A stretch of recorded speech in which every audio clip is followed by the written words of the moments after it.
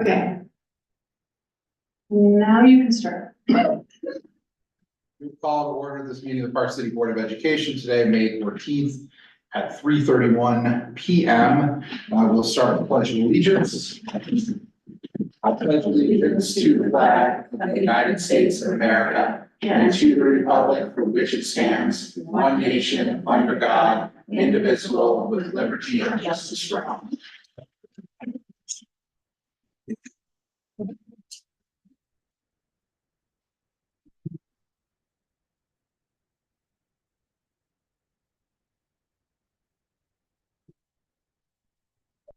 Oh, no, I don't want to have a quick, motion to go in and vote or to.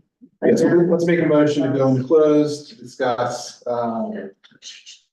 negotiations of employee negotiations. I make a motion to move into closed for discussion. Of negotiation. Okay, Nick? Yeah. Wendy? Yes. I also agree. We'll move into close and come back in.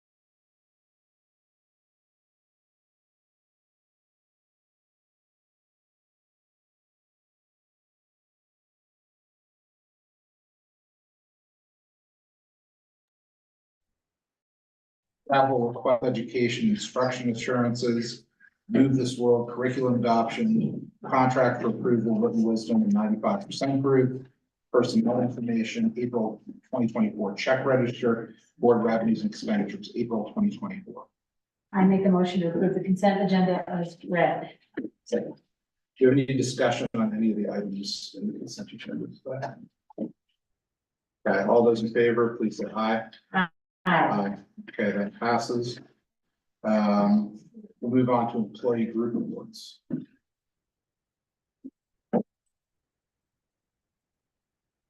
Good evening, everyone.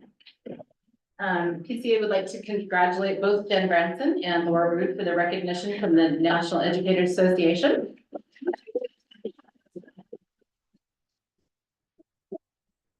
They attended a special dinner in Washington, DC, even got to go to the White House last week, and included NEA President Becky Pringle, as well as First Lady Dr. Jill Biden. Thank you for representing our school district and for being amazing educators for our students. The licensed professional agreement negotiations are underway, and we are hoping to finish them up by the end of this month to present to you and be voted on. Later this evening, Randy Upton will present a PTO payout pilot program for all employees. We would like to thank Randy for all of his hard work on this as we look to pilot this program. By paying out employees for their cumulative paid time off at a higher rate than it currently is, employees are more likely to save their PTO and continue employment through the years with Park City. We would like to congratulate the class of 2024. Some of them are sitting here. Congrats. We are fortunate to have such amazing teachers and students to achieve huge success, and we congratulate all involved. Thank you.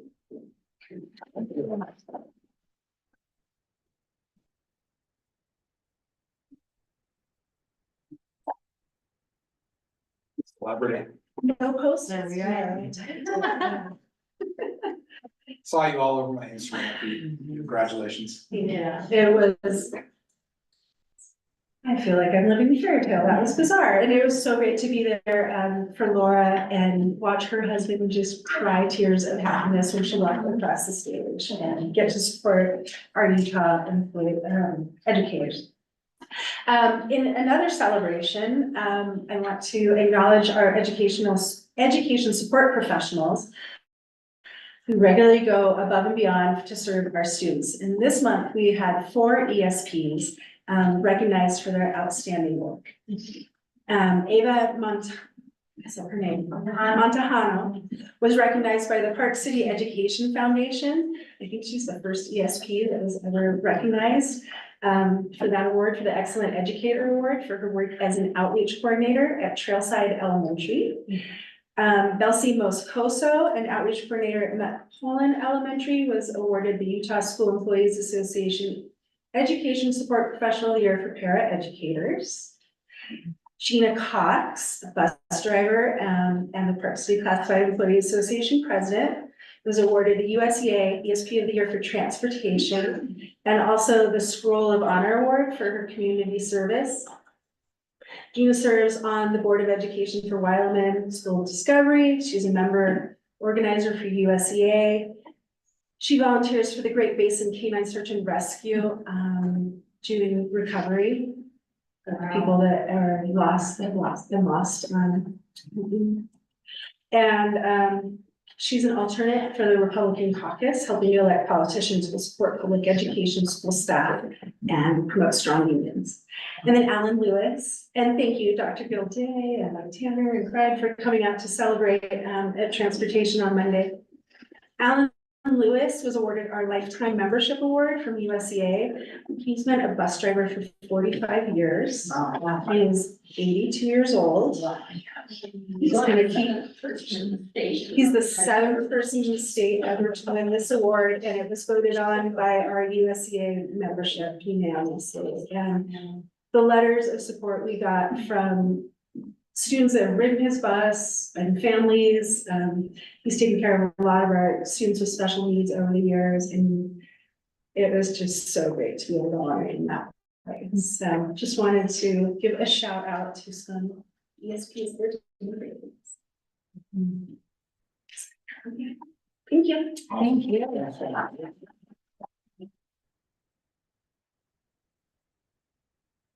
Okay, student council. Okay. So we have a lot of stuff going on in May, including graduation. So after that, you guys don't have to deal with me. Yeah, but anyways, we have on May 18th from 7 to 9 p.m. The theme is Casino Night, and it is at Black Rock Resort. Then we have a sophomore spike ball tournament on May 3rd from 6 to 8 p.m. Then we have Parkcella, which is like a community car show and concert on May 24th from 5 to 7 p.m. It is open to the community and it is held in the senior lot at the high school. Then we have Senior Sunset at 7. We are also going to do a movie with it. And the movie is going to be Ferris Bueller's Day Off. So it should be really fun. And then we also have Senior Brunch, which is the day of graduation at 11. And then we have the Senior Chairlift Ride from 11 to 1. And What are you doing next year? I'm probably gonna take a gap year. Awesome. Well done. And this Friday is, Because you're the rest there, because you earn licensure and certification to be able to, Fly drones. so I'm gonna work in the field. that's so. Really? Yeah. Yeah. Should be So really fun. did you get that certification through courses at the high school or outside? I'm currently in the drone build class, which is a super fun class. And that helped to prepare me to take the test and get Gotcha. license. That's awesome. Yeah. Congrats. And until this Friday morning, we're back, what is it called, the emergency? Oh, Are you doing operation? No, when the helicopter comes in and the. Dusty Drone. The doctor, yes, that's Friday. That's right. All right, Too scary for me. teaching and learning report.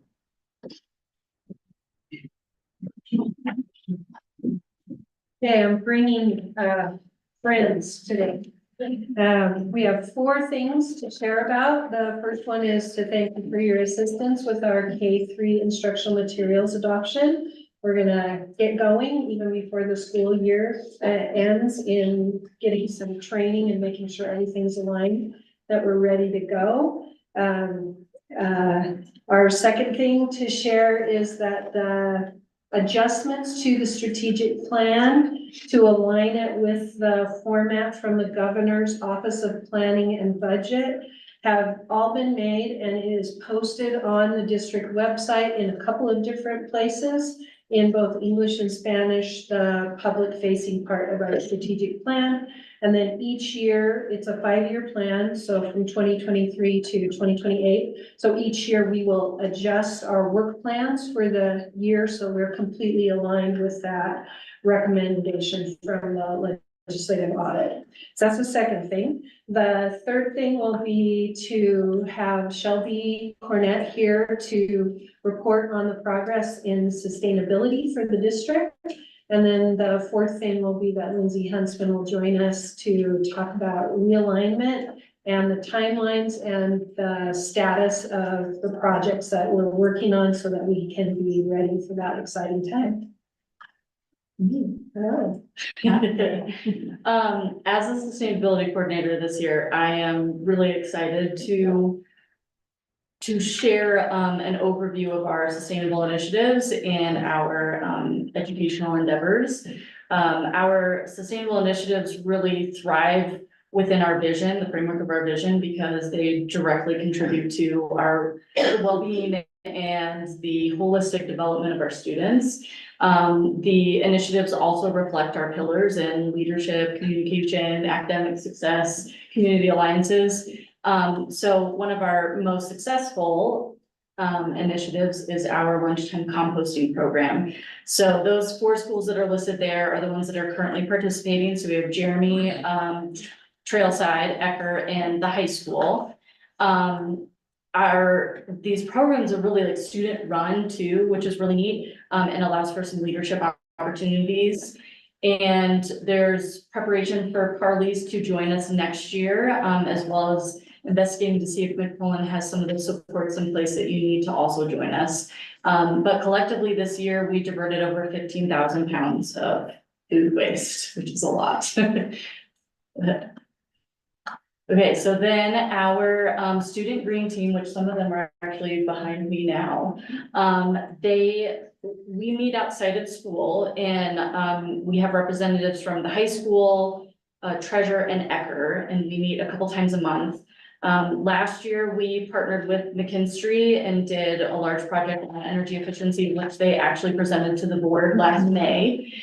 So here are some of the things that we worked on this year. There were some educational opportunities where Mike Tanner came in on Zoom to one of our meetings to give us some education and background on the soil at Treasure. And we ended up writing a letter to the community to kind of clarify some of what we learned. We also had Greg Lebecci from the Salt Lake School District join us for one of our meetings to go over electric school buses and their experience with them and the infrastructure that's in place and maybe some of the challenges that they run into with that, as we're kind of learning to see if it's something that's doable in New York City. Some civic action projects that we worked on, the improving recycling and composting programs is what we're focused on right now in spring.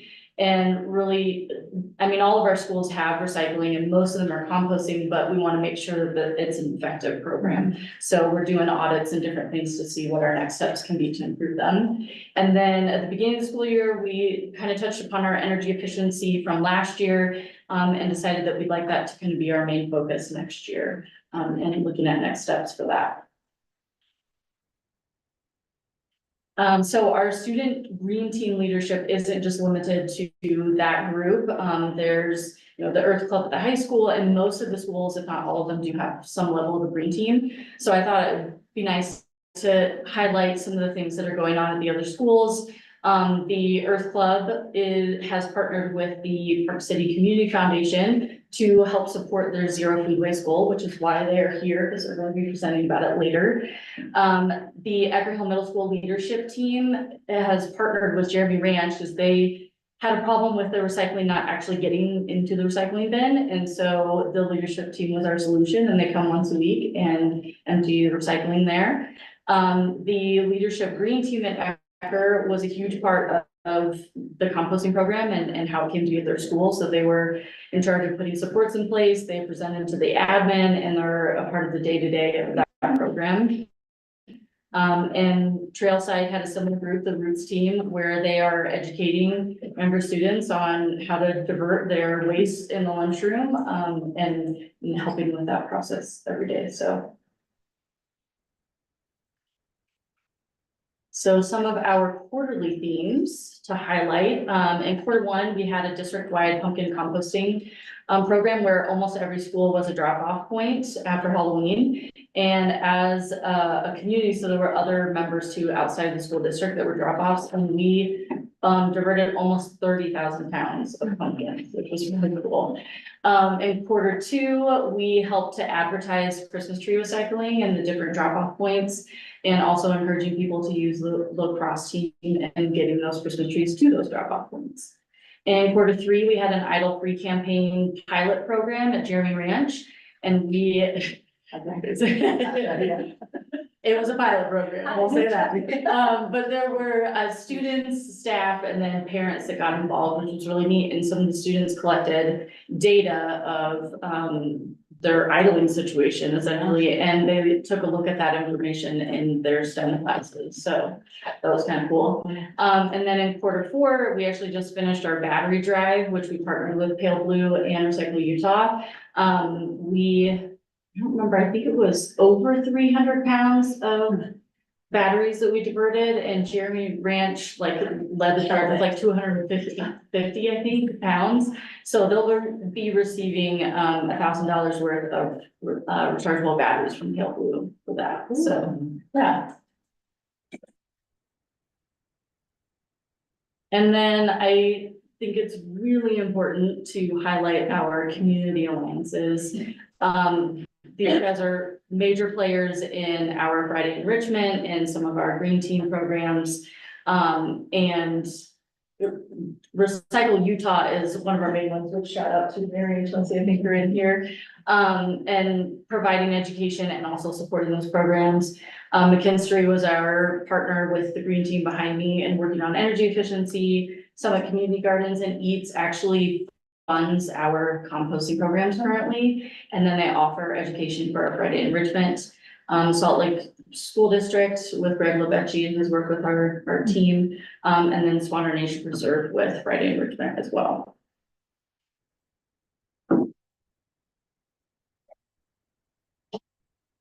And I think it's important to kind of highlight to some of the professional growth opportunities that I've taken advantage of this year to help grow this position and sustainability within the district. So I was able to attend the Green Schools Conference in Santa Fe. It was great in that I got to see from other schools and districts like how they become holistically more sustainable.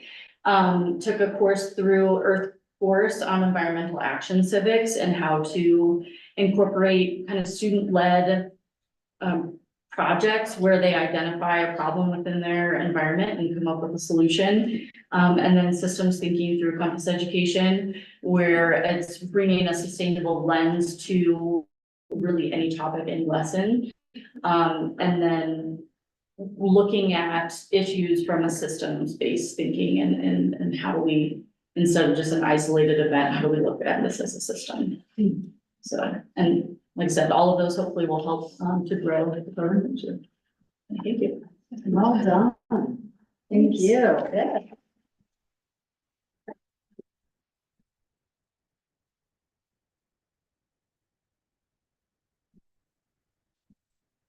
No, you.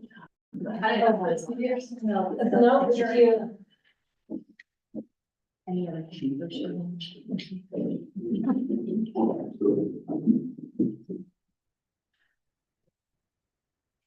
Hi. Do you want to introduce you? Just want me to start? Yeah, so Lindsay, along with being our CTE director, has been shepherding some of the organizational work behind what we're trying to do to make sure that we are organized so that we can have this exciting opportunity happen in a orderly and systematic manner about realignment. So she is here to talk through from the high level lens, some of the timelines so that you can know what's coming. Good afternoon. I'm going to keep it brief and try to stay at a 20,000-foot view because you can really get into the weeds when you start talking about realignment. But as you recall, we began our realignment journey in the fall of 2022, aiming to reshape the learning experience for grades 6-12. It's been a heavy lift, and I applaud the invaluable contributions of our secondary principals and most of all our 6-12 educators who've been pivotal in the process. The calendar that you see before you being projected illustrates our progress thus far, as well as future tasks. Please take note of the asterisk that says all dates are subject to change, recognizing the process is fluid. Green signifies the transition from focus groups to implementation teams. So most of this school year, we've had educators in focus groups being led by various facilitators. We are now transitioning to implementation teams for the 24-25 school year. Yellow indicates topics that have now been transitioned under the purview of cabinet members, as well as secondary building principals. We've successfully completed one task, and that's the one in gray at the very end. We've ordered all furniture for the new spaces at Edgar Hill, as well as the high school. There's a couple spaces that we're still trying to work out some kinks in the design, but overall, most of that furniture has been ordered. Now I'd like to touch on a couple of topics that you see. Employee locations. Surveys have been or will be sent to gather preferences for post-realignment locations. This will ensure a smooth transition for all of our employees. Start time and transportation. We're delaying discussions on start time to allow for thorough traffic studies post-realignment. We recognize with more kids going to the high school and more kids going to Edgar Hill, that will change the traffic patterns. So it would be premature to make any changes to start time. pre-realignment, so we want to allow time for those traffic studies. Grading for learning, students will now have a clear and accurate picture of their progress towards standards. You've heard us talk a lot about personalized competency-based learning, PCBL. Grading for learning is the CBL of PCBL. Course offerings and pathways. We have groups establishing meaningful progressive pathways for students beginning in 6th grade, ensuring interest in skill sets inform course selections. And not only do we want to focus on electives, because pathways tend to focus on electives, we now want to embed the core courses within that pathway focus. Educational access and opportunity. We're integrating this important topic into all aspects of realignment. It cannot act as a standalone. It should be embedded into all aspects of our work. Branding and vision. We're refreshing our educational brand, embodying the Miner spirit throughout our community and high school. We're all miners. And we're asking ourselves the question, what does it mean to be a miner? Our 1st and 2nd graders are already wearing the PC picks when they're out playing sports. So what does that mean? And what does it mean for them then at that age and as they progress through our system? In addition, we'll affirm our middle school philosophy at Eckerd Middle School. Learner transitions, orientation, and onboarding. Transitions have always occurred, but we're streamlining transitions and enhancing support for students during these critical periods. The goal is fewer transitions with more intentionality. Allocation of time. We're exploring innovative approaches to maximize learning within our existing time allocation. Does every course require 88 minutes? Can we minimize some instructional minutes depending on the course and the content that needs to be covered? Our team envisions realignment as more than just a physical change. You've heard us say that before. If we just simply move buildings, we've missed a huge opportunity. It's an opportunity to reimagine education while personalizing the experience for all of our learners. So I did hit on all aspects of that calendar. I'll open it up for questions because I recognize it's a lot of information.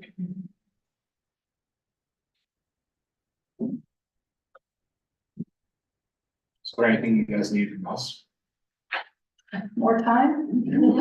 Can't give that to you. Sorry. Anything else? You can never have enough money, but You already gave us. Anything else? We're trying to get ourselves positioned that early next year, we can start seeking, family and community and parent input on some of these critical issues. So as we're transitioning to these implementation teams, we'll come back to you with information and chances for parents to give input on critical issues. Now, the time that we've had together on Friday afternoons has been instrumental. Had we not had that time, we had not been able to move this work forward. So thank you for that early out time on Fridays. We've dedicated the 2nd Friday of each month next year to realignment. But some implementation teams will need more time and we'll work to embed that within our current schedule.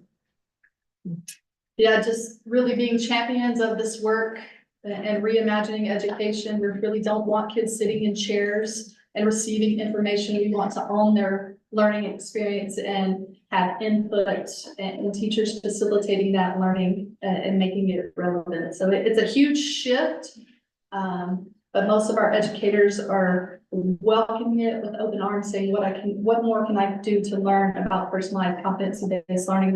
There is a framework in the state of Utah that we're following. There are 5 essential components associated with it. I have a question. How do you manage the balance of technology?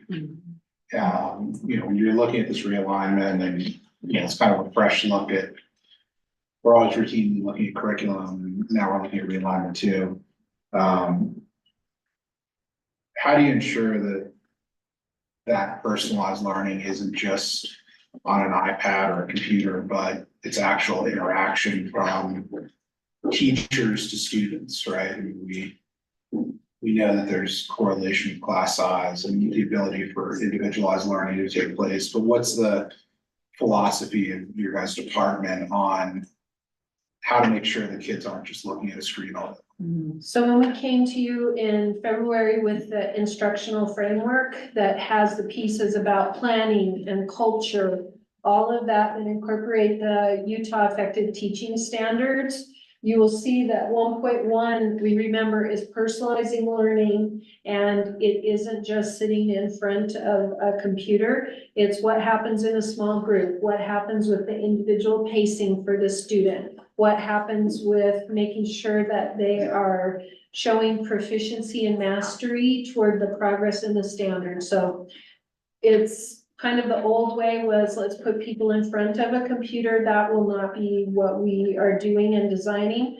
And we're even working with the Human Resources Department as they're moving the project forward about the newer evaluations that embed all of this information according to the new state statute. So all the way from administrators to teachers, we're working on it. We also are working on our Reach the Summit Transformational Academy, which is the group that worked with Dr. Carolyn Simon to create the wellness plan. They're also going to be working on our version of our portrait of a graduate, and we're going to create our own in-district personalized competency-based learning network for next year so that we can have teachers visiting each other's classrooms. We have a cadre of teachers who are really sharpening their skills in this personalized learning, and we want to grow that practice. So we're going to be watching and sharing practices and working on things. Another important element that I'd like to share is that Eric Snyder, our Director of Secondary Education, has been working on a project for AI guidance, artificial intelligence guidance for our district using the information from USBE and many other sources and resources.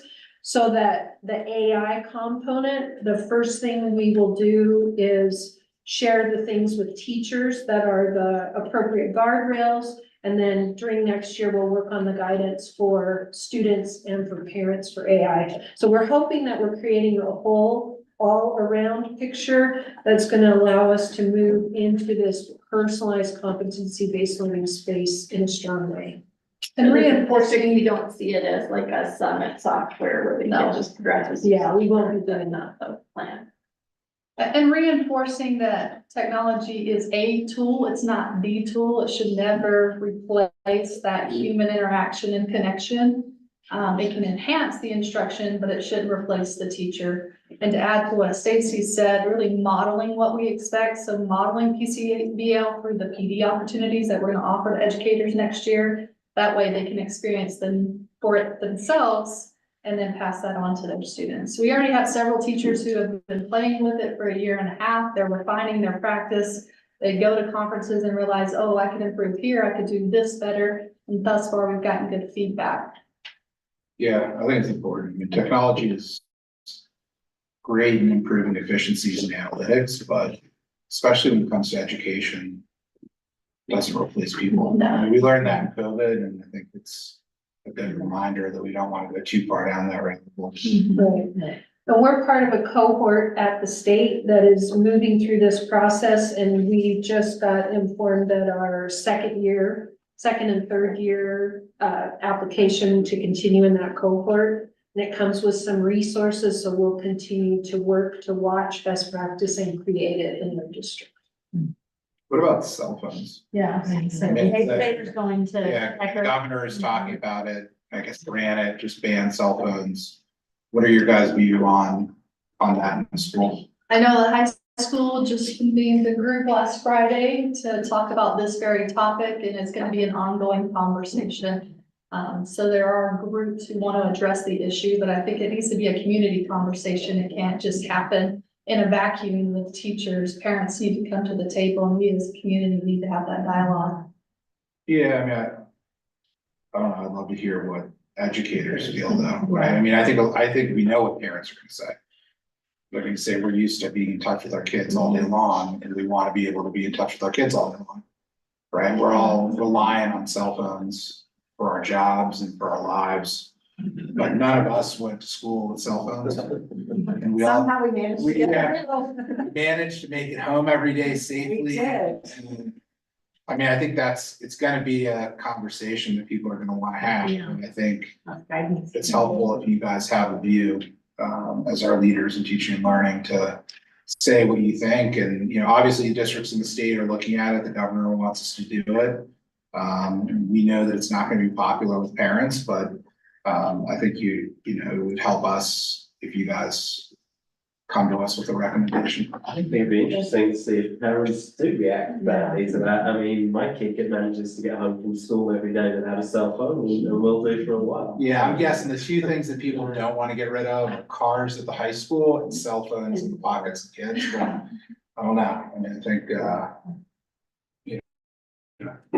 It can be very freeing to not have the phone, and I don't know if our students, to be honest, like our high schoolers, I don't know if they remember a time when there wasn't. But I know there are some summer camps and things where they don't let you bring a phone, and it can feel very unsettling at first, and then all of a sudden it's this freeing experience for kids where they don't feel tied. When no one else has it either. Something, Yeah. yeah, and when everybody's doing it, it seems easier, right? When they're talking about like that band, but granted, the kids actually can still have the cell phone on their person, it can be in their backpack. So they can actually have them on campus, they just can't have them out on, during the school day. But I wonder if you didn't have them at all, how you might feel as a student. I mean, we have some little ones that have the wristwatches on where their parents are busting them, even as like 6 and 7 year olds. That seems really distracting to me as a learner. You can get on the stuff on computers too. Yeah, Seeing. yeah. That would be interesting. Lindsay, what keeps you up at night the most? If you had to pick one, and what are you most comfortable saying? Okay. That one's gonna be. So phase 1 is 100% CTE, and it is scheduled to open in August. Great. So you feel moving pretty good on teachers, that. Yeah. moving equipment, Okay, that's what keeps me up. okay, Making sure the wireless is ready. Yeah, internet, power, got it. Okay, like the practical. yes. Are you feeling comfortable about anything, any parts of it, or are you feeling? Yeah, I feel good about where we're at in terms of progress. I know from the road, if you look, it just looks like there's a cement building, but you walk in there, they've done HVAC, they've got drywall, they're tiling. I mean, they are much further along than I think people believe, which is positive, and we're starting to order equipment. And teachers are starting to put together boxes and pack to get ready for the move. It will be a state-of-the-art facility. And I'd like to, at some point, host a tour for the community to develop, partnerships with our local businesses, continue to bolster our CTE program. And I did not pay Zach to plug our drone program. now there's a lot of that happening. Yeah. I heard of a kid who's a pilot, Mhm. who's going to, he's a pilot. Yeah. Like graduating high school as a pilot, I mean, it's pretty amazing. What about the teen center? Have you had any input? I have no involvement as Dr. Simon, which I think She's gonna come and talk to you later. later. Okay. Okay, Today. but I'm completely unrelated to CTE. Correct. Okay. I'll stay in my lane. Except it takes care of kids, so it's not completely unrelated. Everything we do is connected. Yes. Thank you. Thanks.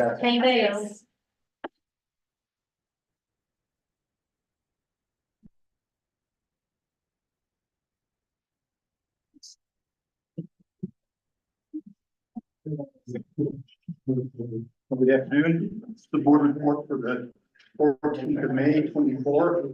Hopefully I can make up a little time. We've had a really good month. Buildings and grounds or construction continues on time and on budget at all locations. Orders have been placed for a long lead time FY25 capital project requirements.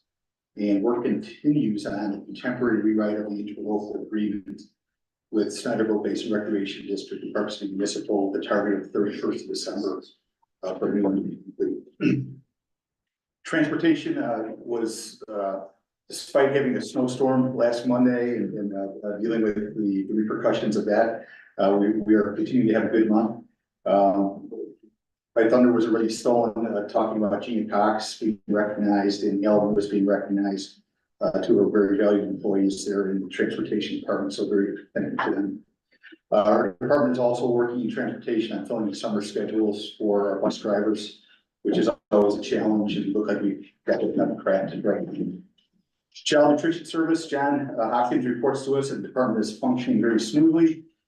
His summer school staffing was adjusted from down to 2 from 3 last year, so a little bit of savings there. And he also reports that all staff members intend to come back in the fall and that the new collective bargaining agreement is having a major positive impact on retention. So thank you for that. Craig Jensen reports that the department is functioning smoothly. Of course, they're in hiring season for next year, so he's very busy. And the security realm, our work continues on HB 84 compliance, which went into effect May 1st.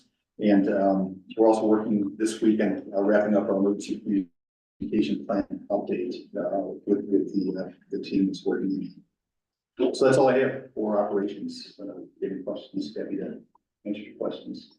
Yeah, since electric buses just came up, any views on electric buses? We talked about it a bit in the past, right? And some of the challenges, but. Yeah, we every time there's a grant opportunity to apply for electric buses, we throw it in the hat.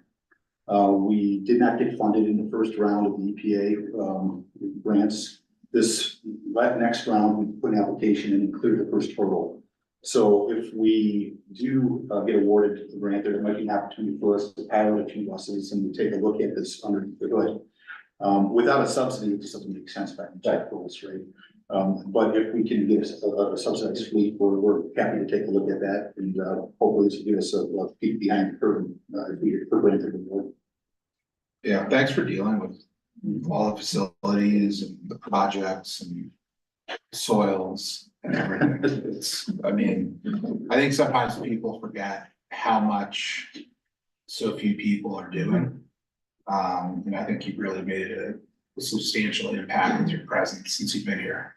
Feels, everything feels under control, which is great for the board, so thank you. Yeah. And hiring is going well so far, like, Oh my gosh, we're back up to 20+ candidates per position and it's really exciting. Yeah. Great awesome. choices. Good. Gotten really good people, really excited. I called one principal and said, great hire.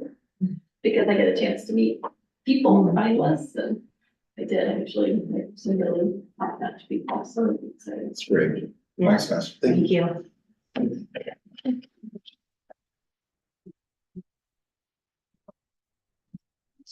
What a nice atmosphere. Yes. Yeah. All right. All right. Do you want to give them your time? But do you want to flip it? No, it's all right. I'll go. Let's go through it. All right, we got beautiful northern lights pictures. I don't know how many of you stayed awake, but oh my goodness, gorgeous northern lights throughout Park City. Unbelievable. I had not had such a clear view of those until this year. So what a phenomenon. Really cool. As you know, our collective work is to ensure the safety of all students and staff, to ensure academic attainment and achievement for our students, as well as to open the doors and provide awesome opportunities for our students. And you've heard already about some of those great things today that our students are experiencing. So today I'm going to quickly talk about some recognitions. You've heard some of them already. Just a very brief legislative update about some of those things going into place, a little bit on OCR, progress we're making, a little summary of the equity committee work to date, and then looking at our calendars. So our mission, of course, is to inspire and support all students equitably. And I will say this is one of like my favorite absolute experiences every year here is the cap toss, like that moment where everybody comes together, students graduate, you say congratulations individually with receiving the diploma, but then you see everyone together again in the class, really celebrating the accomplishment. And I think here in Park City, the community also joins in and really celebrates with the class of 24. So Zach's last meeting, very sad about that because Zach's been a great presence for the 2-year term that he's had. Are you gonna announce who is your successor or no? Yeah, I can. He was on here in March, Quinn McLaughlin, and he'll be taking over. Terrific, terrific. So you're the longest serving student on the board in the last 10 years. So Yeah. congratulations. Well, thank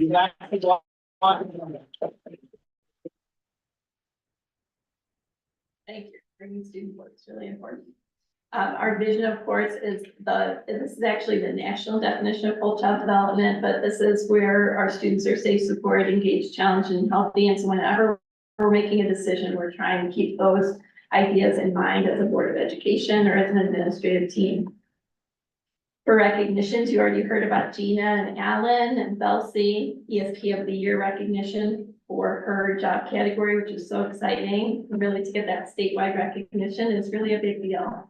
And then Leanne Roki this year is going to be our Teacher of the Year. So she will represent the district down at the banquet, and that's very exciting. The FACE team has helped to facilitate that, which is great. Our PCEF, our Park City Education Foundation partners, support the Excellent Educators Award each year. And so we were able to go around to each school and celebrate with each of these individuals. And then Ed Mulick was a 5th-time winner of the Sarah and Stephen Doyley Award. So that's a student recognized achievement. So really fun. Caitlin is good. What? Caitlin is. Oh, Galen, you're here.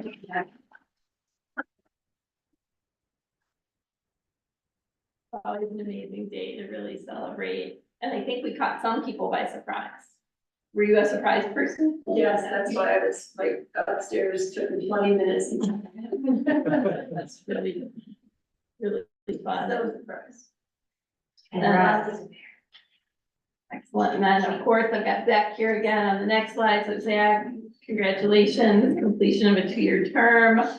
We've had a really busy and successful spring sports and activity season. Everything from tonight we have a band concert, everything from jazz band to dance, excellent dance presentations this month. And all of the sports and, receiving some state recognitions and playoff seats has kept us all really busy. In May, of course, as mentioned, Zach, we've got Running with Ed, the 18th, same day as prom. So you can burn off all your calories in the morning and then go and have a wonderful prom event in the evening. We also have the Memorial 5K at the high school on May 25th. Graduation, June 7th on Dozier Field. Legislation, we talk about this a little bit as the seasons go, as we're going through the legislative term every year from January through March. And then some bills come into play in May, some come into play in August, and so on. But over the past 3 years, I thought this was an interesting statistic that we'd actually had 408 bills impacting education passed in the past 3 years. So 164 last year, 161 this year. So when people sometimes say, oh, I don't know what happens in that district, it seems very top heavy, all these things, each one of these bills takes time and energy, or, it's really legislators that are writing these. So they're written very much like legal documents, right? And then you're asking people in the field to interpret what all this means, and then what needs a policy or what needs a procedural update. So we have several of them this year that do require this type of attention. And that's really what the year-round administrators work on over the summer. It's hiring, it's preparing, onboarding activities, but it's also getting this kind of work completed. So it's been a very, very big 2 years with the legislative season. So Mike talked a little bit about House Bill 84, which is very complex look at the future of school safety. And then, of course, you are all aware of sensitive materials and the book issues that will change as of August and July. USD will send us a list of those books or materials that will be removed in Utah schools, which as an English teacher, that's really hard. For our librarians, it's really hard because there is value, there's in a lot of the books that are being questioned. So it's difficult. Lots of reporting requirements have also been added. So every year there are new reports.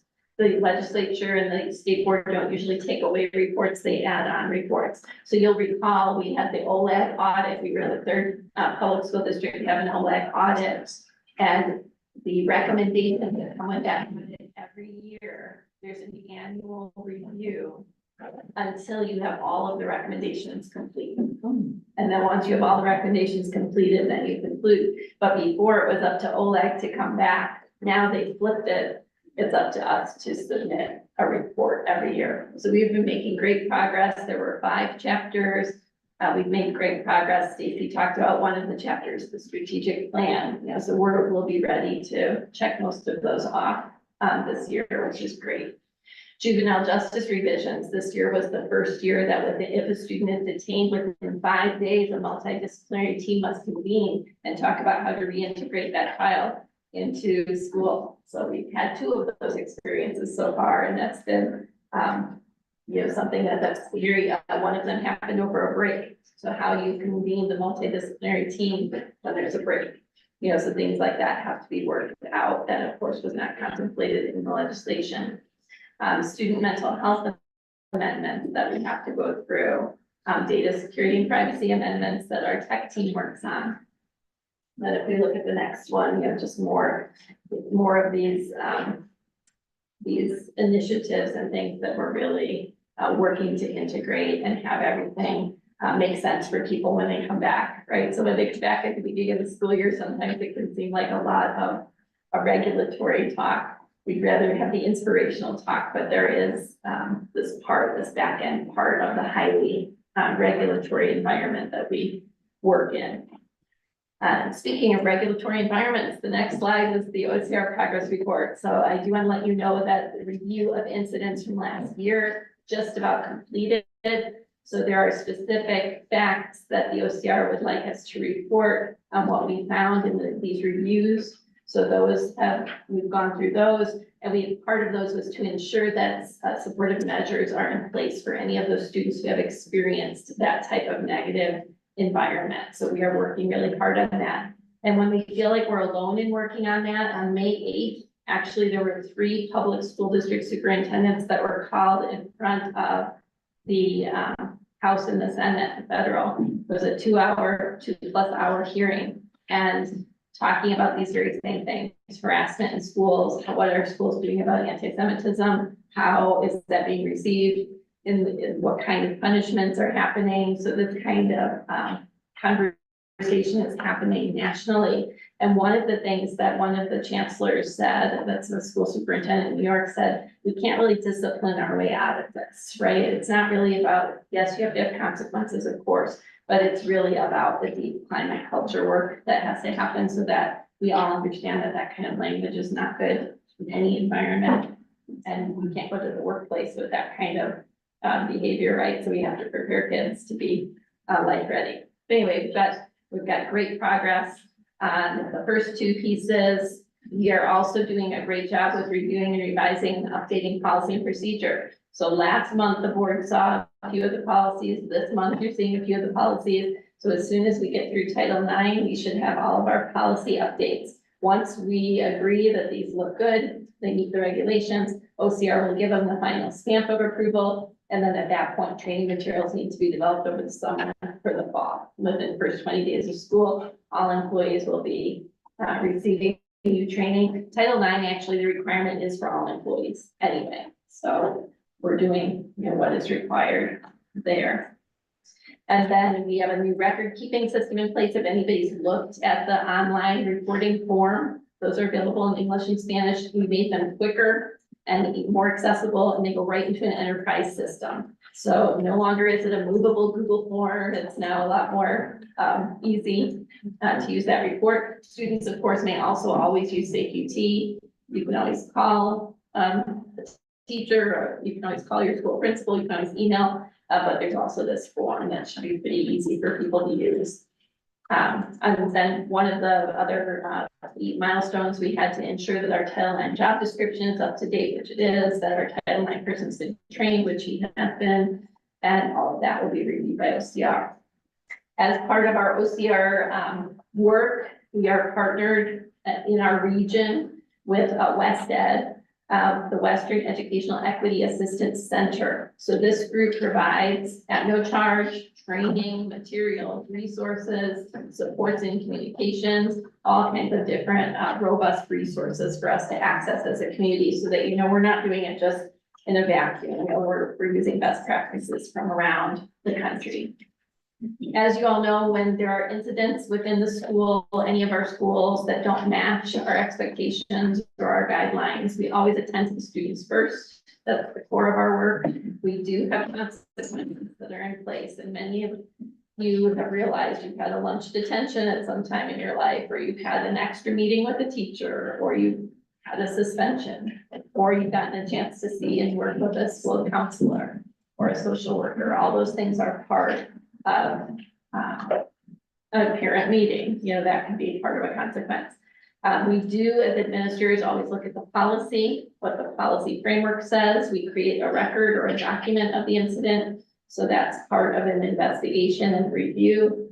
The staff collaborates and problem solves to make sure we're doing the best we can to provide the student the supports that they need to be successful the next day or the next week. And then we do inform parents what's happened, maybe how they can help at home. And then we do consult inside and outside expertise when there are challenging situations that emerge.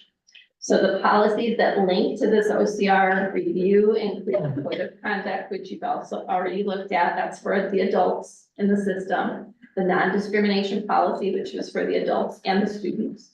The bullying, cyberbullying, abusive conduct, harassment, hazing, and discrimination prohibited policy, which is for staff and students, all of us. 3100, you're going to be looking at a first draft tonight, which is the updated Title IX. The regulations came out in 19, I would say they're about 1,600 pages. So we are doing our very best job in trying to go through them, see what the changes are, and try to incorporate those into, I think it's like a 17 policy. It's pretty long. It's pretty long. And then student conduct and participation policy, we have another review of that tonight, but again, that references these other policies to try to make sure it's very clear to our parents and our students and our staff, our expectations around this behavior. One of the things I've been really proud of is that schools have really taken a lead in providing learning opportunities for students. So at Treasure Mountain, for example, they have been doing a weekly lesson in their advisory. These are some different excerpts from them, but even, you know, a slide said this reteaching will serve as a reinforcement for some and a final warning for others, you know, so really setting that stage for what is expected within the school environment, but yet also taking a positive spin. How do we build resilience? How do we build friendships that are healthy and supportive? How do we correct a friend if they're doing something that seems, you know, off or that is going to lead us astray? So working on that. And then another piece of this was mentioned earlier, this K-12 wellness.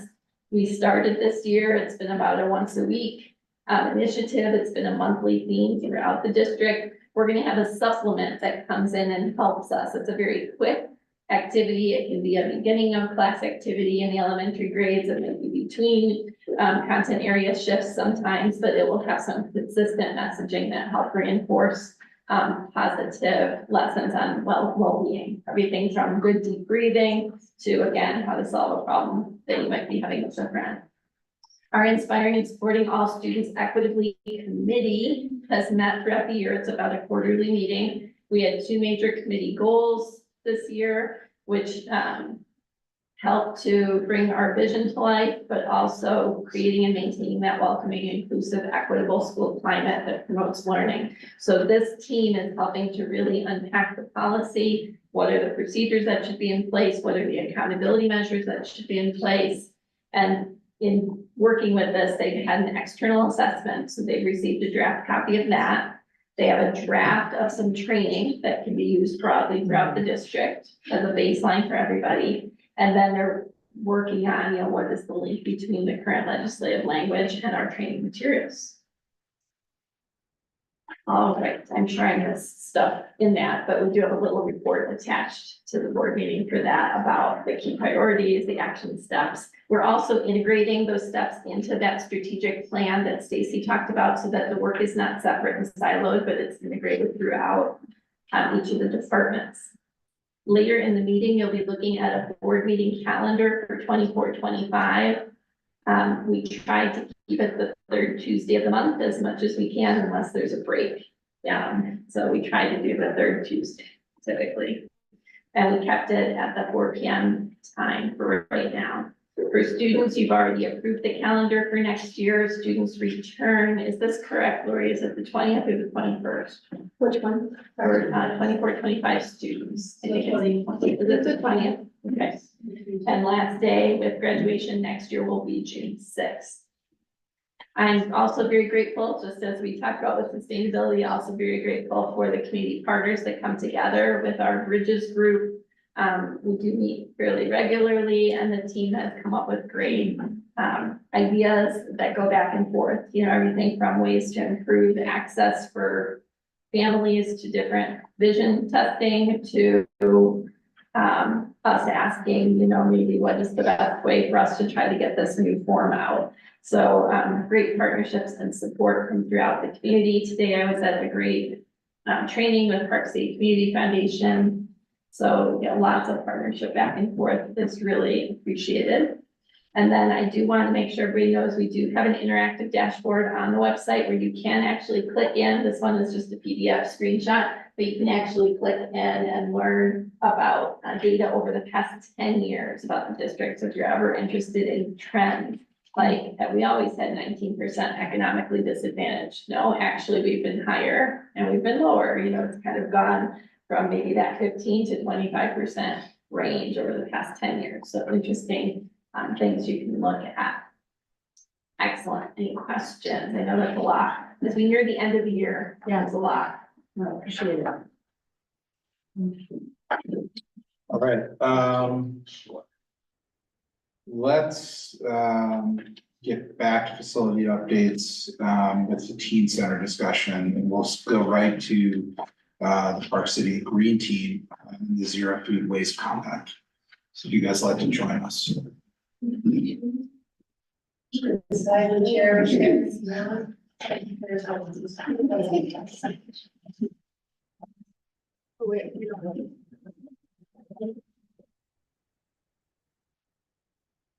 You just have some copies in case anyone needs them, so. Would anyone like to help out?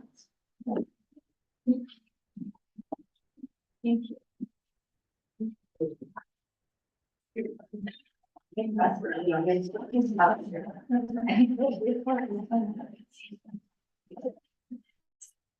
Okay, so everybody. Does everybody have a copy? Yep.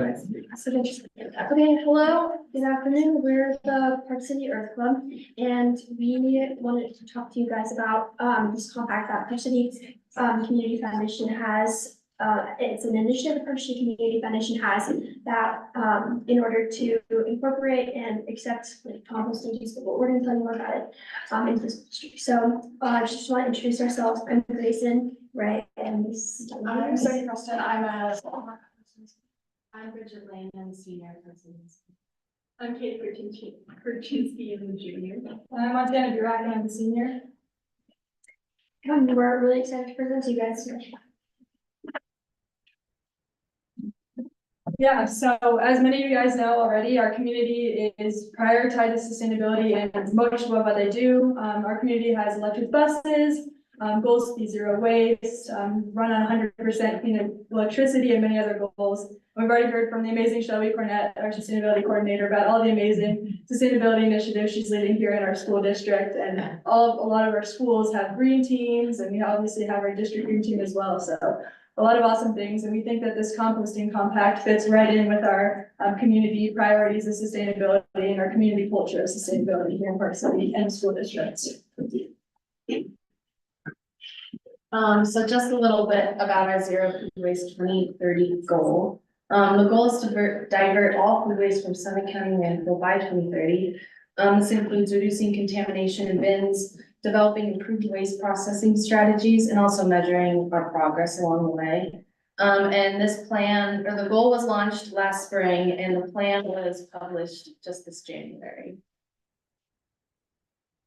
So why food waste is so important? First of all, 80%, 40 to 60% of which is food waste, could be diverted from local landfills. And because food waste is a major producer of methane, it's really important that this number is as low as possible. Methane is a greenhouse gas that is 84 times as potent as CO2, so it has a really large impact. Also looking at the financial side of things, we could save about $1.5 million a year in landfill costs and about $140 saved in airspace for every ton of waste diverted.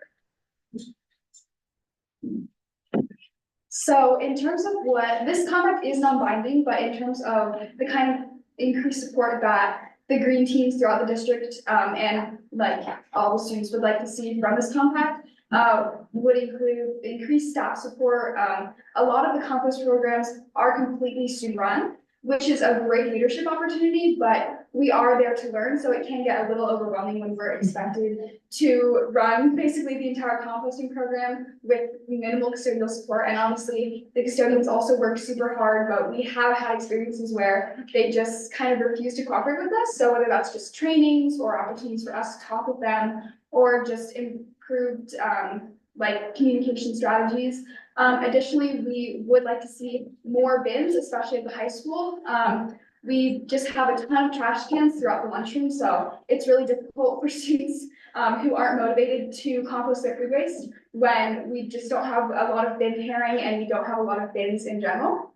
Currently, the school in the district with the most food waste diverted is Jeremy Ranch. They diverted about 22,000 pounds in 2023. So if we had the whole district composting to that capacity, we would be able to compost 130,000 pounds of food waste a year, which would be amazing. Currently, we're only at about 40,000. So that just shows our potential, but also the benefits that this compact would have if it provided our student leaders with more support to improve our programs.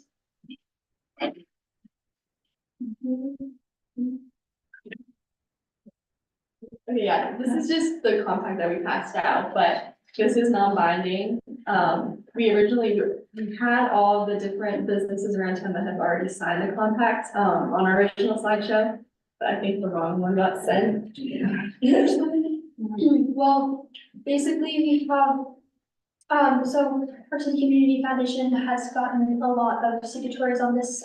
We have to, I think it was the. You want me to pull up these off or?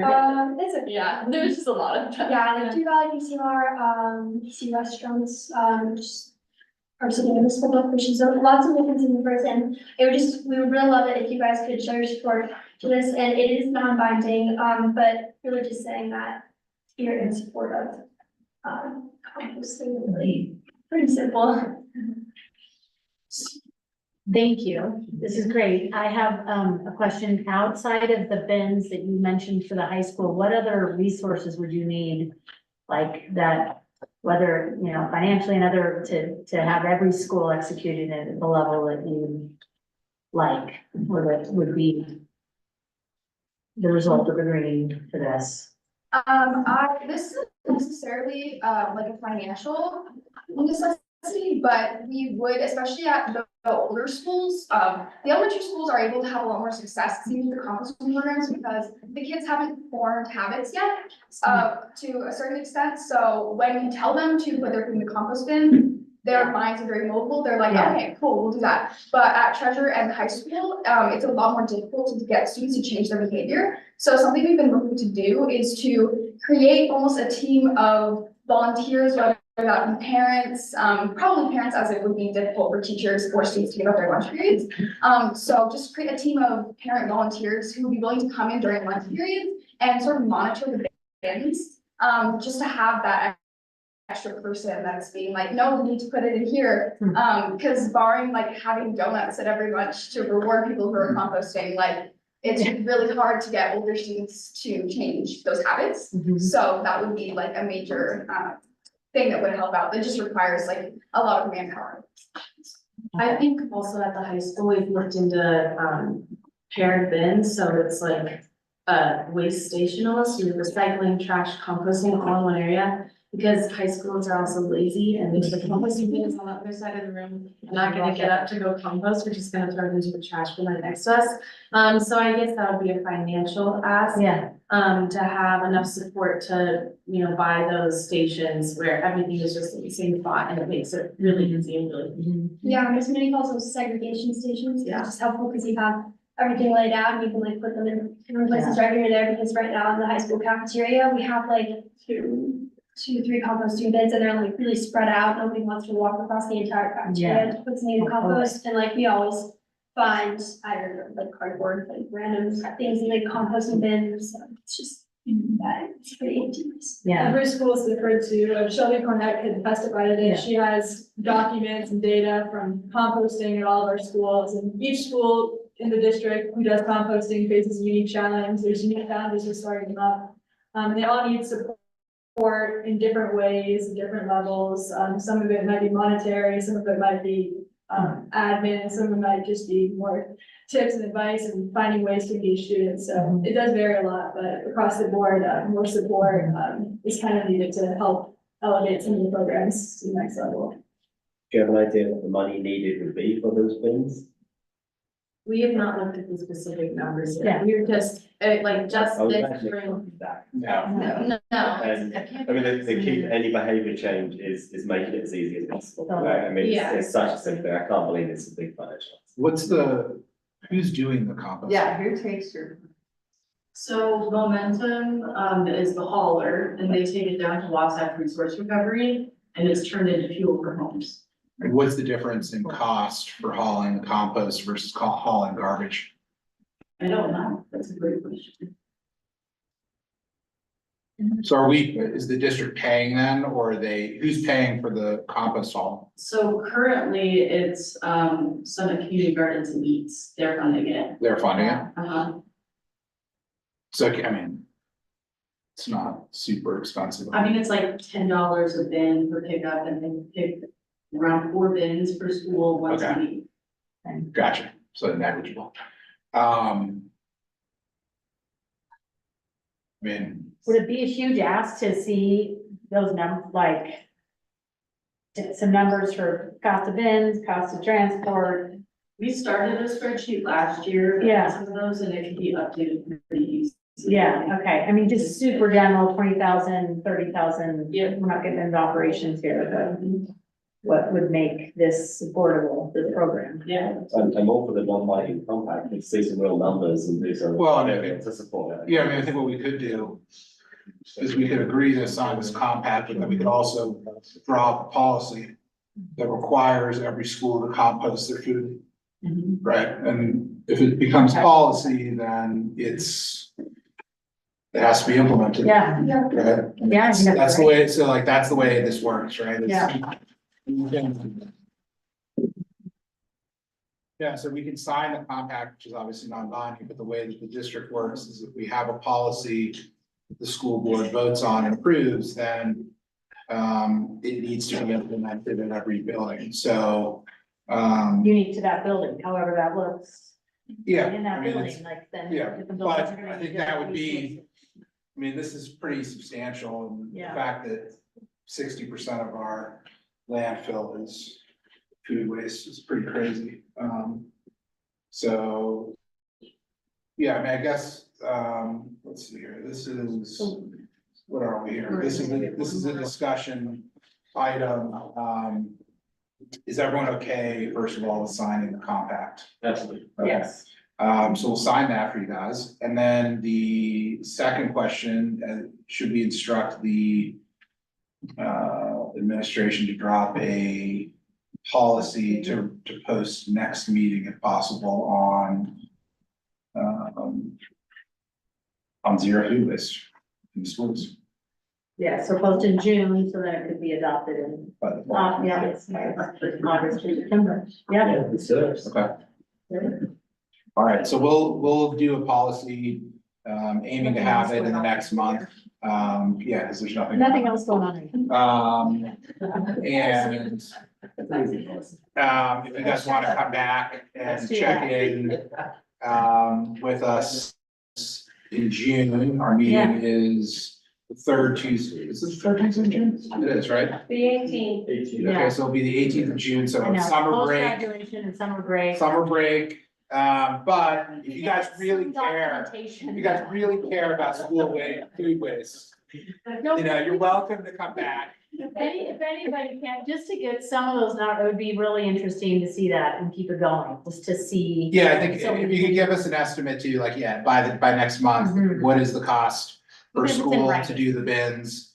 And what is the, you know, the approximate cost to haul the stuff away versus hauling it to a landfill? Mhm. That would be awesome.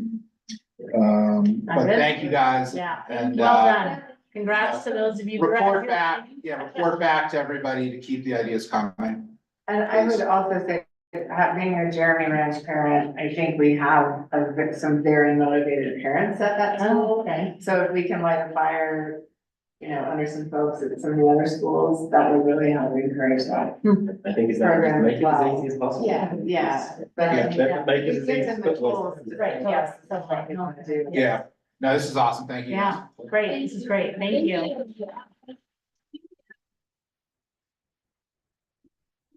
Line one, is that the best way to do this? Or did Andrew, the board president, can sign it? Well, let's do that. Yeah, that sounds like a great. We'll have Andrew sign. Perfect.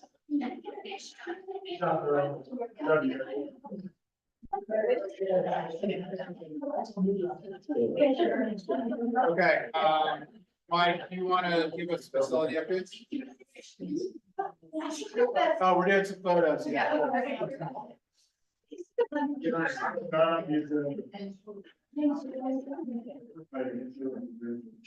Sorry. I moved to suspend the rules. Thank you.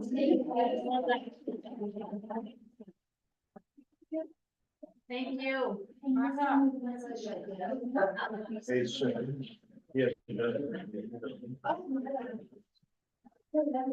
Are you gonna do the teen center too, or is that separate? Okay. Yeah, just come up, well, no, Mike goes first, but you may as well come up. We'll just talk about building. All right. So just an update on construction for us. Park City High School is on schedule and on budget. And just like Lindsay is kept up at night because of that, I am also. Yeah. But we did have 53 workers there on site last week, and things are moving along very well. The mechanical, electrical, and plumbing work, called MEP, and HVAC work continues on the first, second, and third floor.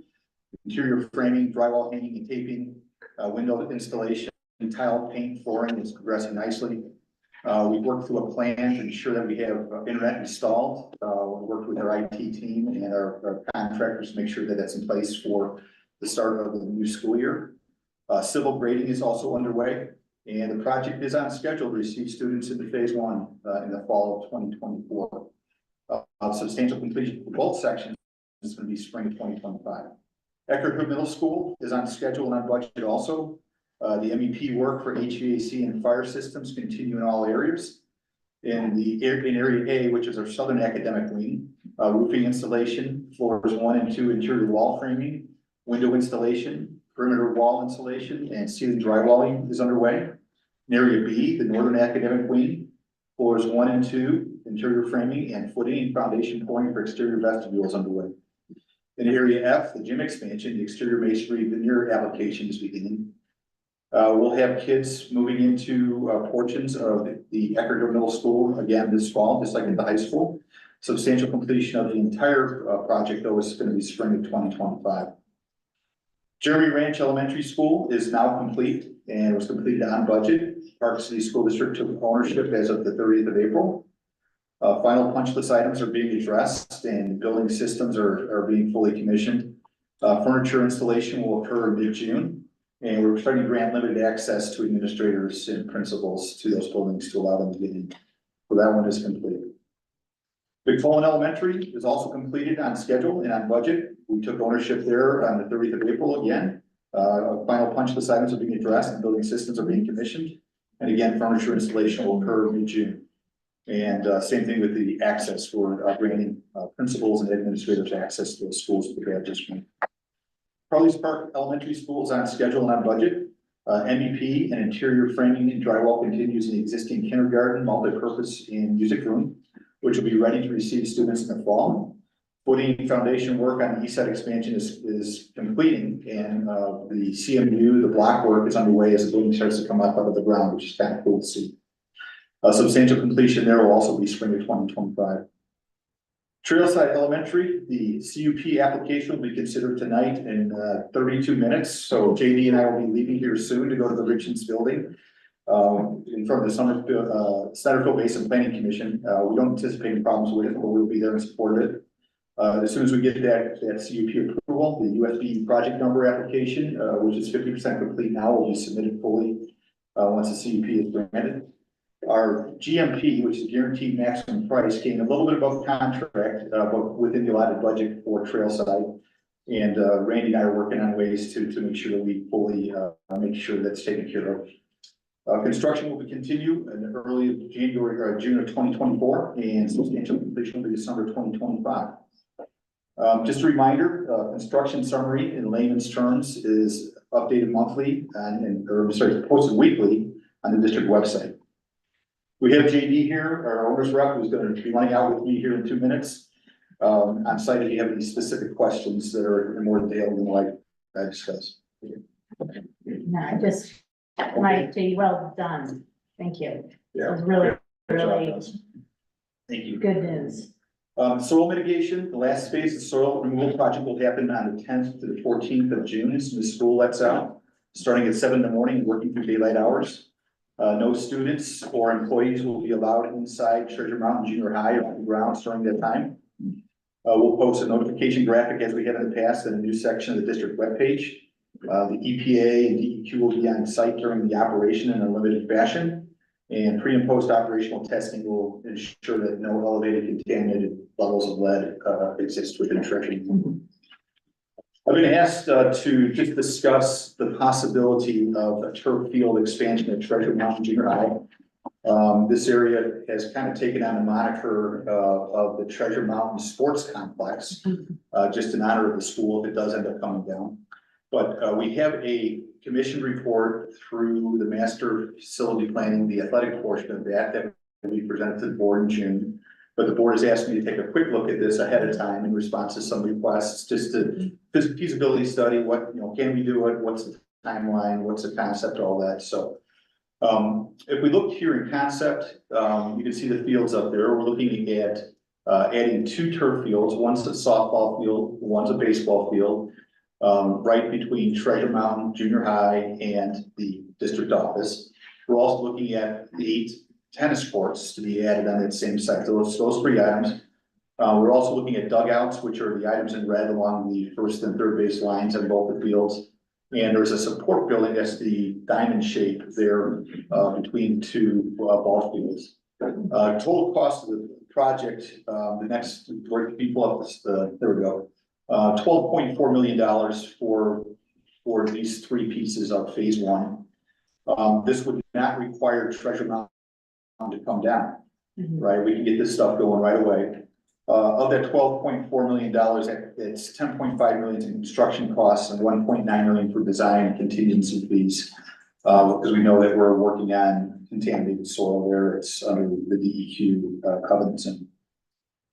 Financing can come through many number of options. So we'll give you some fund balances, perhaps some arbitrage proceeds from our bond issue. We can also do lease revenue bonds or private placement of debt that's serviced by our existing capital levy or operating surpluses. Park City Municipal has expressed the desire to possibly partner with us on this. I don't know what capacity that looks like yet. I've also been approached by a racket sports group in Park City who was interested in maybe putting a bubble over the tennis courts in exchange for use for pickleball, which is a strong desire within the community. So there's some more conversations to have happening there. I contacted R&R Consulting, which is our soil environmental consultant. Obviously, this would all be on top of the DEQ covenant zone, which we now have policy to make sure we look into it. But we are cleared to do this kind of work on that site. And R&R has offered to put together a work plan, also a educational plan for contractors and a quality assurance plan to ensure that we're working within the edicts of the EPA covenant zone. And so it's possible. Timeline, based on the scope of work, RFPs may not be needed, for required for environmental consulting or design work based upon the size of this project. If authorized soon, we potentially could have things ready for spring of 2025. It would take some hustle to do, but it's a possibility. One thing that's a caveat here, that support facility that I talked to, pull that back down to show the main graphic. That diamond shaped red area, that's a $3 million building there. We have restrooms, team areas, concessions potentially, and so that would probably not be built until Treasure was taken down. Just because you can see how it encroaches in the back lot behind Treasure. The other items can all be placed right now on the existing site as it stands. So any questions? Thanks for putting that together quickly. Sure. That was an ask.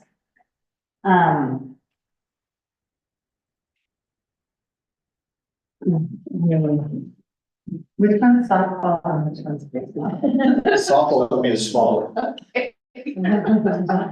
Support question. You will get a full report out in the June board. So June would be, yeah. Do you have any meetings with Park City between now and then too about the scope of their potential partnership or? Is that I was not- tasked with this on Thursday. Yeah. I sent the note out to No, I Matt.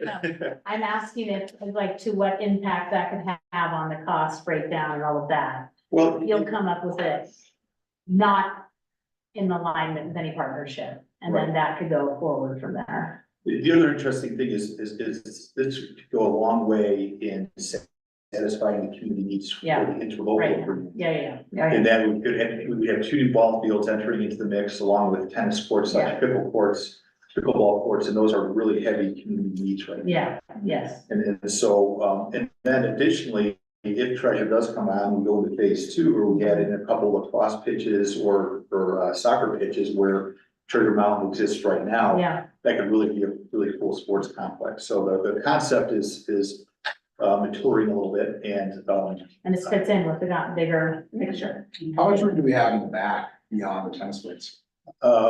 you're really bumping up, those tennis courts are basically going where, the soil piles used to be. So then So- there's North Forty, So beyond that is the North 40, right, which we're not seeing next. where she is for soccer, yeah. And where would the parking be for these? Well, right now, the existing parking that we have, right, we have added Not some. much. No, Well, but we have added some spots, as a result of the Poland expansion being completed, right? So that would be restriped, we'd add some spots there. But the big push here, if we go into phase 2 and phase 3, is if Poland does come down, we would rework. I'm sorry, it's not McCollum, that would be bad. I can imagine. But if Treasure does come down, we would rework Yeah. the parking lots and the internal Yeah. circulation, Right, to make it more so efficient. it'd be and add temporary, spots. getting the field, so we can have this sport. But aren't those just fields above the tennis courts? Well, you got the wetland area that's there, and then you got the North 40 goes down north of that as well. Well, And can you not put fields on the, North Forty, on the North 40? We could use, yes, you could. One of the problems with the North 40 though is it's got a high water table. So improvements there may or may not take as we think, especially the building structure. Our architect who looked at that did not include the North 40 in the expansion plan because of that.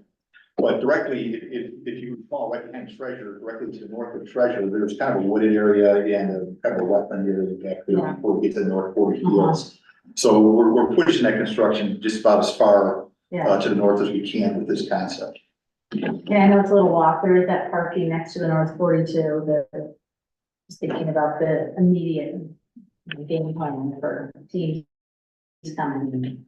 Yeah, I But over mean, at the high school and we can walk, I mean. yeah, clearly, we'd be limping along for a Yeah. year or two, especially if we didn't have a support facility, but at least we would have the Sports ball facility, lines yeah. in place, right? And Just been asked. that seems to be the real community interest here. Yes, How many, you have any, you should probably do, actually. yeah. But I'd be curious for before the next meeting, Like how many soccer and cross fields we could put? We can put two laterally, right where Treasure is right now, with consuming a portion of that parking lot and the parking lot over. And, you know, in talking with Jamie, that would be just a huge add. Yeah. You know, one of the things that Park City Municipal did express interest in is covering one of those potentially. And having it be like an indoor sports complex similar to what you have at Basin Rec.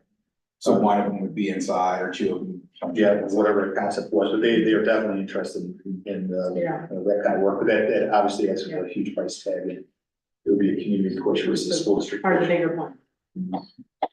Cool. Right, thank you for putting this Thanks. together. This was- Good luck on and this. We know it laid out. Good thing. Us. All right, Carolyn, you wanna take us through the teen center? Yeah, absolutely. So, go to the next slide, so. Oh, actually, hold on, before you start. Yeah. One question. Yeah. Do you have, any comments on the meeting dates or on any of the policies for adoption? No, okay. All right, cool. Have a big one. So the big thing is why would we want to put a teen center, right, in the Yeah. school? And if you look at dedicated spaces within the school, provide support, resources and a safe environment for teenagers. It would have laundry, it would have a food pantry, it would have student study spaces, and counseling would be there. I was lucky enough to tour one of the Davis ones. They're amazing. They actually have 11 in Davis County. And there's 53 currently looking for funding across the state for a teen center in our high school. I was excited after we came back from Davis, they made it a point to say to us, it really needs to be okay from the office. And it was awesome that Roger reached out to me and was like, oh my God, I've got a great space for this. And that was the current workshop. So if you go to the next slide, just before we show them the floor plan, so I have secured 2 grants, so 250,000 for USBE, which is a competitive grant, and then 30,000 through the POS project grant. And this money is good only if we're open by June 30th. Okay. So this is the current plan that, they put together. They put 3 together, actually. This is the best one out of the 3, I think. You can see that we have 2 spaces for the LC, because that is a vision of moving the LC eventually over there. You know, maybe not for a couple of years, but that is a space that I want to save, so they can go there. I like the fact that the current wood shop has an outside door for our LC students who sometimes anxiety walking through the big school, they can still enter through a side door to get to their classes. But you can see the laundry, the storage up there would be for the food pantry. There's a few offices, so I could have a counseling office there, or a social worker, depending on what we decide. And then the big space, the student support space with the kitchenette, that would have food for students, if they need to take home, but also during the day if they're hungry. And then that little Zen den is just a small room if they need quiet individually. What's the red and the gray? No, I don't know what the red and gray is. Is that It used to be other, outside. other rims? Yes. What is it? The red is the existing Eccleston spaces, and then the gray up in the top there is the loading dock for the Eccleston. Thanks, Jason. Well, Who has been in, like, where you get the momentum coming from for this? I saw Outside the of- grant and I thought, like, Yeah. why not? Why not have a great space in our high school? I will tell you through these OCR reviews, there's some stories of, Mhm. I want a space. Mhm. And we don't currently have this kind of space. at our high Yeah, school. yeah. You know, students that, It is a state initiative is. through the policy project. Okay. So it is something that kind of came through state legislature and state, funding sources. but I think this is last year. From what I found out, because I went and saw if I could get an extension of the money, and they said this is it. Okay. So you couldn't even apply for this in coming years. So you have This was grants an totaling 280. Yeah, and this was an extension, the 25, because originally it was 24. Okay, and this Yeah. So the The total cost, exactly, what's what would be. So the- in your board docs, 1.3, but that is bringing it up. Yeah. Right, 600,000 of that is, Dr. Goodlake is speaking, So electricity. right now, this is a wood shop space, so it's an open space and the HVAC is only fans, like a shop fan. So it would be bringing in HVAC sprinkling, you have to sprinkle the space, because we got bringing up to code, it's no longer, even if it were still a wood shop. If we took everything out and said the renovating, we would still have to add the sprinkling when we went back. And then, electrical has to change from the wood shop requirements to the more office classroom requirements. So basically, it's taking an existing space that has to be brought up to code anyway, and using it for space that we have heard from our students. There really isn't a traditional library in the high school. There's not a traditional space to kind of gather or to have a small group. What are other teachers, other staff, like, is there any way we could do a little bit more of some clarity around not, I mean, I appreciate the narratives of students coming out and saying space and need some teachers. Like, that's given the many resources that are needing support, whether it's softball field or softball field or, as we're already in this master plan, it would be great to see how, well, it would be awesome, if we had unlimited resources, say, absolutely, yeah, great for those students to access. We have limited resources, we're in the middle of a massive construction master plan, retrofitting this to a teen center in the midst of that. I think I'd like a little bit. Is the net cost 1.3 or the net cost is $1 million? 1.3. Yeah, So that's Yeah, I half of think the you- grants. yeah, that's, Yeah. Oh, Yeah. just for the teen center, you're saying? Yeah. Yeah, no, so it would be 700,000.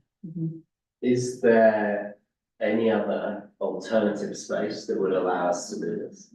We actually looked at 3 different areas of the high school to try, because the idea is you want it to be in the high school, because you want any student to be able to access, right? Any student who is hungry for a snack, Yeah, grab a yeah, snack, yeah. right? So you do want it to be in the high school, but yes, we did have several different ideas floated. The architects did identify this as a good space. One of the, having the outside door, so it's, right, that's like moving the LC there, that's really important. So the students don't have to walk through the whole building, because there was talk of a meeting upstairs in the middle, but that's not gonna help us with our students that have anxiety, school anxiety. So having that outside door is so important. And is there a major cost difference in another location? The other location that we originally spoke about was the main office, and then moving the administration upstairs. And I know Roger, you can speak for yourself, and I know that wasn't something that he was very keen on, moving them out of the front. So, but we didn't get a cost on that because we were just doing plans. Yeah. So this is roughly 3,300 square Yeah. feet or something. And our net build cost is $250 a square foot, is that right? Wow, that's good. Have to do it. So that's pretty. It's pretty good.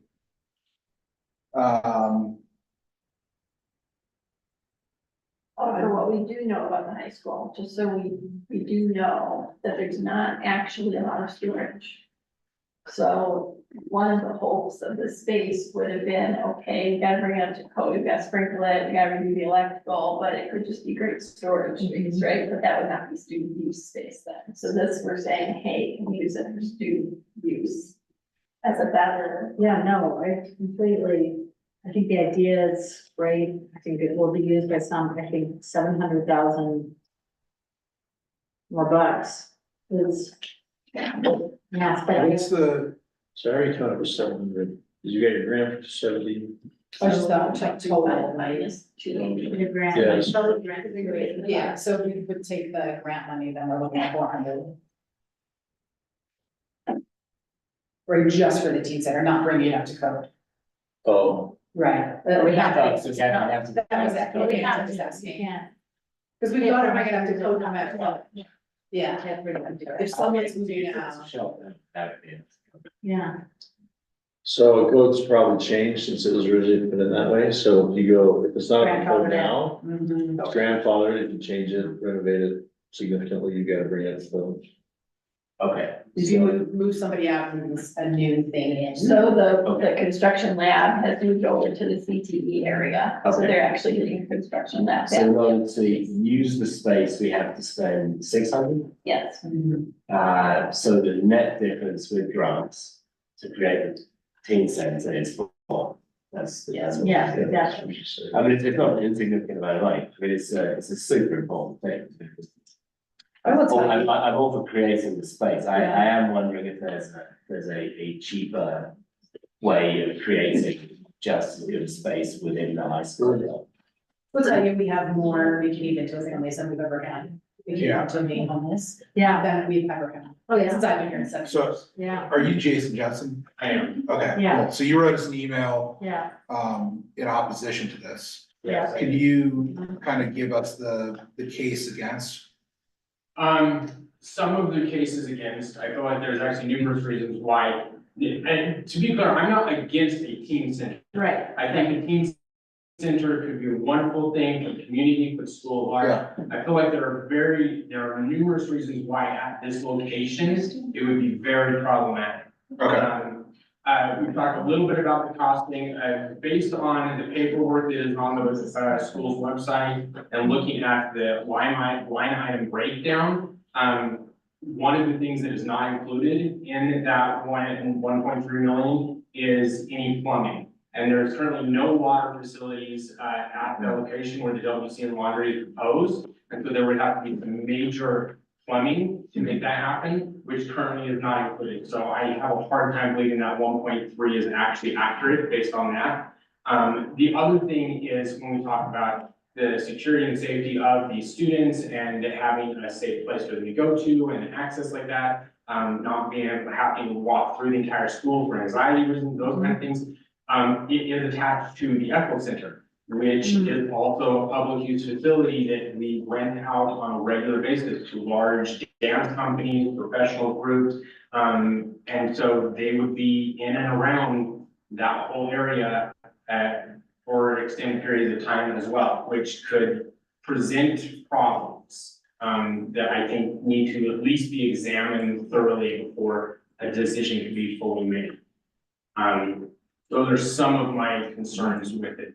Also, just in general, it feels like this project, while important, is being escalated without proper consideration for all of the major factors that this would impact.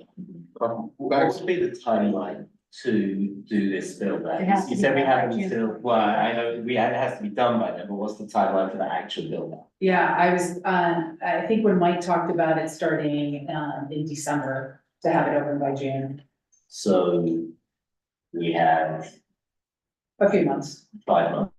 Right. Basically. When do you have to accept where do you have to? I've already accepted the grant. So, She said as we long. don't, I would yeah, just we send it back. email them. Yeah, yeah. Unless we could find another space, use that money towards a teen center. yeah, I think it would be great to see, See other I don't see, well, no, alternatives. I mean, I don't even see. Yeah. I mean, I see this like basic thing from Hogan here, so this is the one bid we have as an estimate? This is their estimate, so they're doing the high school now. So possibility we do it as a change order in the current project. And do we have any surplus on the high school project or no? Yeah, so the original budget, no, we had, an amount of interest income coming in. Trying to choose my words wisely. But we're right now reviewing, anytime you sell tax-free bonds, you're limited to how much you can earn interest-wise. And so we're running that calculation right now. Okay. With our bond counsel and our financial advisor, to see if we're gonna have to pay some of that interest income back because they are tax-free bonds. So until we have that figure, we're unsure what we'll have remaining, so. I would love to see some alternatives Okay. in, I mean, June is a good time. I know it's the busiest time of the year, Yeah. so if that doesn't work.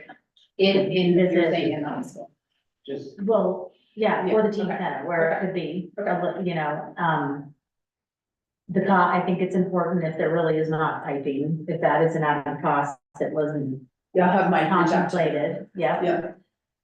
With the, I mean, there is Potential. sprinklers, so there's gotta be some kind of water in there, but, and there's toilets. So I'm guessing, There are no Yeah. toilets directly in it. no, what I'm saying is that it's in the budget, so, or it's in the bid.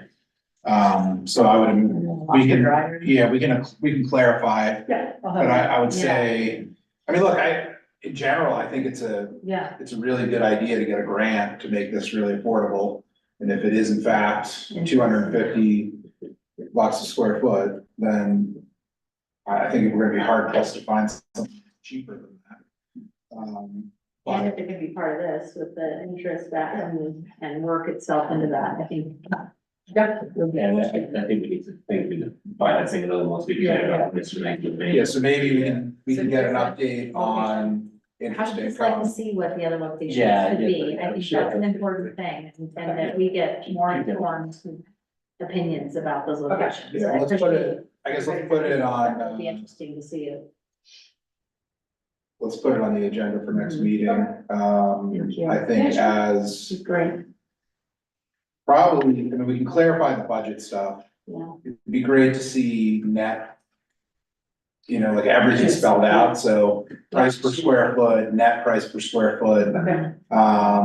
You know, make sure that everything is included, need to be there. What the difference in price is if you were to build it from scratch or do it somewhere else. I mean, we're not gonna be 250 square foot, but you know, just for comparison. And then I think we can have the discussion next meeting. Or maybe even make it a decision item, and then we can have discussion and decide whether we want to put it on or not. Yeah. Okay, and then I'll see if there's any other location. I don't Yeah. think that front office space is the best, you know. Yeah, no, and I appreciate that. I Yeah. think it would be Yeah. interesting to, Because the other space, like I said, Understand. upstairs center, I don't think that's a good idea here. And touring the Davis where they said having it away from the office is really vital that they Right, found. yeah. Because some of the students might not come if it's near the office. So I thought that was really interesting. yeah, So having it back. And then from them. there's no link between the grants and this space, right? The No, grants is no, to create the. No, no. yeah, you just. Just has to be at have high a school. space. Has to be at the high Yeah. school and it has to be. Yeah, If we're going to make sure that the LC has a space, because eventually we're, right, that building right, probably gonna go away, or we Right, gotta have a right. space for the LC, so having that outside yeah. is important. What are we And I- doing with the daycare? That's what she's talking about. Yeah, The LC, yeah. the learning center, Where the old daycare was, Or the No, the old one by Yeah. the, between Dozier and the high yeah, school. that was Yeah. demoed in Oh, June. that. That's out, that's not in there. Why is it being, so, That's where phase 2 of the high school will go. okay, gotcha. And then I think it's an interesting point Jason brings up about being next to Eccles and ways to work around with thoughtfulness around those considerations. yeah. And It would be sealed off from Public. Michaels? Yeah. Yeah, All right, cool, thank you. thank you, thanks for getting that grant. and- Yeah. Yeah, no, thank you Pushing for us the forward. initiative. Mhm. All right, let's go over the budget, because that should be light. Yes, no pressure. All right, so a few final pieces of the budget. We're close to having a budget fully built. Obviously, we'll go through the timeline here. I'll skip the first slide. Yeah, I think just do a cursory overview here. Yeah, so June 1, our tentative budget book's due to be posted online. We'll have that available. June 18th is the budget adoption. And then August 20th with the tax hearing for TNC, as we agreed 2 years ago. The budget's gonna include a 2-year pilot of the PTO payout program. This program, just to summarize, will be, our current program is 5% to 25% between 1 and 25 years. And our pilot payout will be 15 to 75% in a range of 3 to 21 years or more on a tiered approach. So without going into more detail there, it'll waive the max accumulation of 180 days. We're estimating the cost to be about $100,000, but there will be some savings with sub costs as well, we believe. First payout will apply to employees leaving after their completed FY 25 contract. We'll put that money in a special pay plan for the employee. That would create a savings in Social Security for the employee and the district. And then the employee will not be taxed on that money until they pull it out of that 403B. So if they want to defer that for a year or 2 years, so as they're retiring, not have all the income from their job and retirement and this all one time, that they have that option. So there's also an option with Med Trust of the money going into there, not being taxed going in or out, which is a benefit to them. Salary schedules, quick update on that. 6% increase in the base salary is part of the 3-year negotiated agreement. Steps and lanes, this is going to put our BS1 lane, BS1 bachelor's step 1, 69,000. The top step on the bachelor's is 110,000. Top step on the first step on the master's 75,600, and the top step on the master's will put us at 122,000. So we've not heard of other districts offering the 6% as we had negotiated, and so we think we're still going to lead the state as far as that's concerned. Educator salary adjustment has been a hot topic in the legislature a year ago as well as this year. But the 23 session, they added another $4,200. And they've asked us to adjust the 2008 ESA and fully fund the 4,200. They're also, so the legislative intent was to do a total of 8,400. So you're going to see in this 2008 ESA column of 3986, which is what's been on our salary schedule for quite some time. We're going to merge that into one column. The difference is $214, which we'll provide, and then we'll equalize that among other employee groups as well. Through adding to the admin and then adding 10 cents to the classified or ESP schedule. The combined amount in FY 25 will be 8,400, but it'll also have a WPU increase from the prior year of 6%, which is in the new legislation. So that amount will be 8,904 to be in one column to be combined. And then that amount is to go up each year based on the WPU. So this FY 25's WPU is 5%. So for the FY 26 year, the legislature will fund an extra 5%. And teachers will realize that as well. So that's a real quick. I just want to be clear, the ESA increase is not related to the negotiated agreement. It just happens to be the WPU is 6, our negotiated agreement is 6, but next year 5, and our negotiated agreement will still be 6.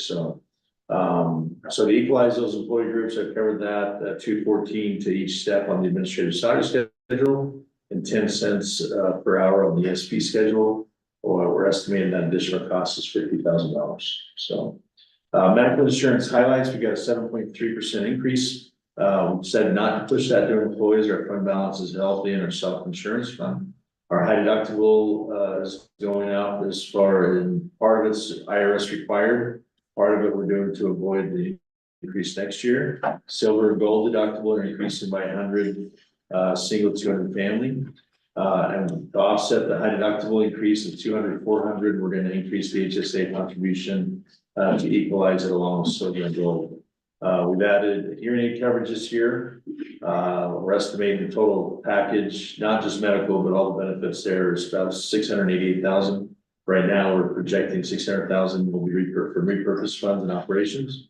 88,000 will come from the self-insurance fund and that fund balance, which we're actually thinking it'll stay about neutral this year.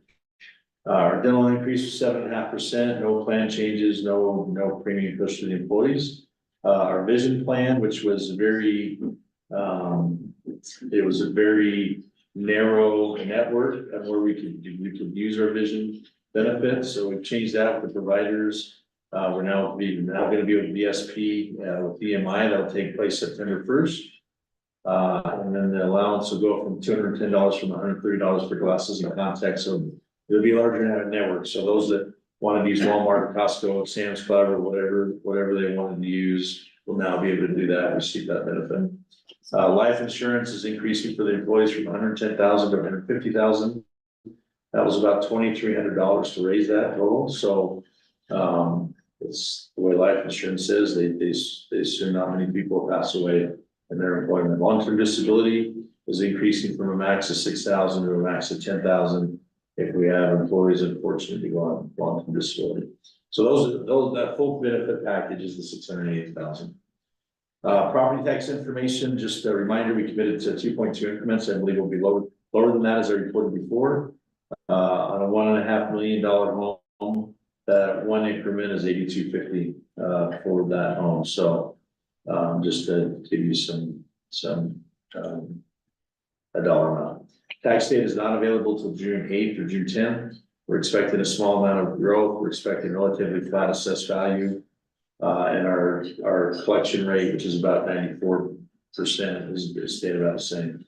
We have been able to repurpose approximately about $1 million in the existing budget from other budgets we've been able to make cleaner. And then one update on capital. So we looked at the capital before. We had this sand system replacement. The technology department, Andrew's group with Joe Stout, has been able to fund that in this year's money. They have that money available to them, and so we've taken that out of the capital project. We've authorized the first two projects next in line, with the IP-based communication and the intercom upgraded at Farley's, which is $235,000. And then this $125,000 we're currently taking out of our construction projects rather than out of the capital budget. So that's one change there. So any questions or, and then again, we'll have a book here pretty shortly. Yeah. Awesome. Great order. Thanks. Do we have any public comment? Okay. All right, let us move to decision 6.01, which is the Board of Education meeting dates. I'll entertain a motion to approve the meeting calendar as stated on board docs. I make a motion to approve the calendar board meetings as stated on board docs. Second. Okay, any discussion? All right, all those in favor, please say aye. Aye. Okay, we have 6 policies for posting. I'll entertain a motion to post policy 3100, sexual harassment under the jurisdiction of Title IX, policy 7031, social media, policy 7095, conditions of employment, policy 9055, use of copyright materials in school, policy 10002, student conduct and participation policy for school teams and clubs, and policy 11005, public information and media access. I make a motion to post policies as stated. Okay, do we have any discussion on those? Okay, all in favor, please say aye. Aye. All right, and then we have 5 policies for adoption. We have policy 1001, code of conduct and reporting, policy 3000, shared decision-making, policy 3012, non-discrimination, policy 10001, bullying, cyberbullying, abusive conduct, harassment, hazing, and discrimination, and then policy 10010, student enrollment. Do we have any, okay, motion to do this file? I make a motion to adopt policies as stated. Okay, do we have any public comment, Lori, on any of those? Okay. Do we have any discussion as a board on those 5 policies? Okay. Only point the only comment was policy 10001 will actually be renumbered once it's adopted into the 3000s because it impacts all employees and all students. So it's coming out of just students and affecting all. Okay, my only comment is, policy 10002, student conduct and participation for extracurriculars. It was great to talk to lots of people about, the better, I like this version of it, that makes sense to me, feels more consistent, address the issues that we raised last time. I have one question. I don't know if connected to it is the more concise version for consideration for the parent-student handbook. I would advocate that concise version, that parents would want to know the possible consequences as much as anything in that, and so I know this is a much more concise version, but under that section 5 consequences, instead of just the paragraph including the potential consequences. As a parent, I would want to see that in a handbook. And that's the policy we're posting, correct? Yeah, it's in the policy with the consequences. It just, if we're attaching, I just noticed that there was an attachment of a more concise statement that didn't include the potential consequences. I think it would be interesting as a parent to have that. Are you talking about safe school policy? No, no. 100? No. No, we're going back into the one that's posted. I know, so Skipping around. are you wanting a link for the consequences to be the safe school consequences? No, the consequences that we put into the policy.